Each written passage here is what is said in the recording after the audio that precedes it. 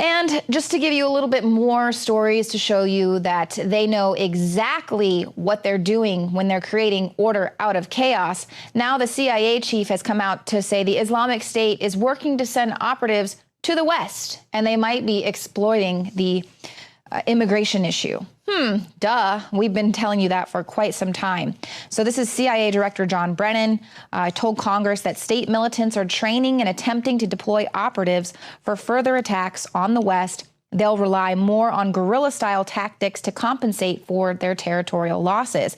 He said Islamic State is probably working to smuggle them into countries, perhaps among refugee flows, or through legitimate means of travel.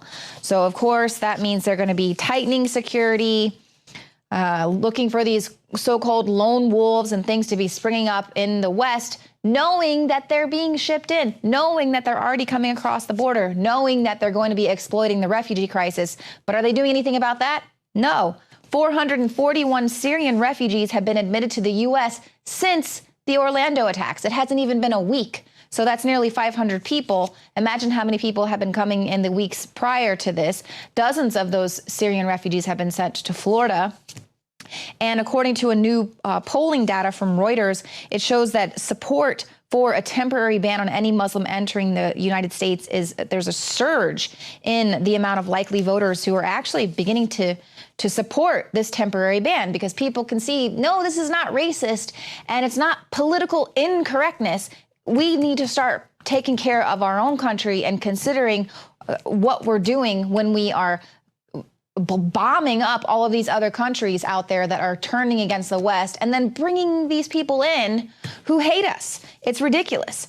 And you would think that they would do that, but that's really not the plan. The plan is to turn this country into a police state. It's to allow them to bring all of these people into our country and terrorize us so that we all ask to be protected. Because as we're going to see, they're going to be ramping up the amount of TSA presence as well as security that you're going to be seeing all throughout the summer after these attacks at concerts, football games, baseball games, any kind of sports games that you're heading to, travelers. You're going to be seeing a ramp up in security screening as well, because they're really concerned about homegrown violent extremists. And that was a narrative they really pushed out with this most recent attack, that this guy was a U.S. citizen. He was born in New York. So this is homegrown terrorism. He's a lone wolf. When we already well documented how his ideologies were imported by his father and by getting radicalized online. As well, he traveled to Saudi Arabia several times. So this was an imported ideology,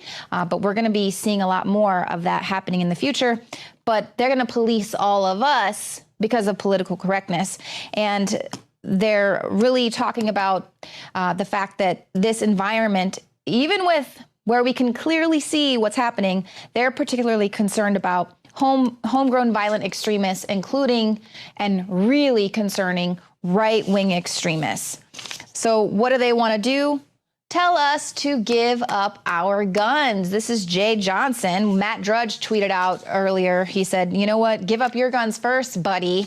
But that's their plan. They can see, like, look everywhere. There's terror all around you. It's not safe, but we'll protect you. So give up your guns. We will put the police and the TSA everywhere you go. We'll take care of it. We'll protect you.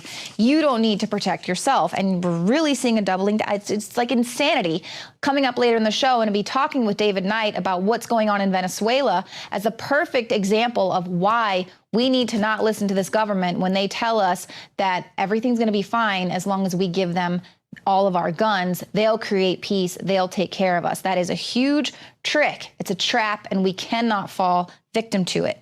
Now, President Obama's plan, of course, is to abruptly take Second Amendment rights away from everyone. And also, we have our own police chief here from Austin, Texas, Art Acevedo, who was at one of these DHS meetings, who really, spoke up to remind the council, hey, it's not just these Islamic extremists. We also really need to be worried about right-wing extremists domestically. That's just as real as the threat from Islamic extremism. So good job, Art Acevedo. Guess we won't be having you back in the office anytime soon. Or maybe we will. Maybe you can come explain yourself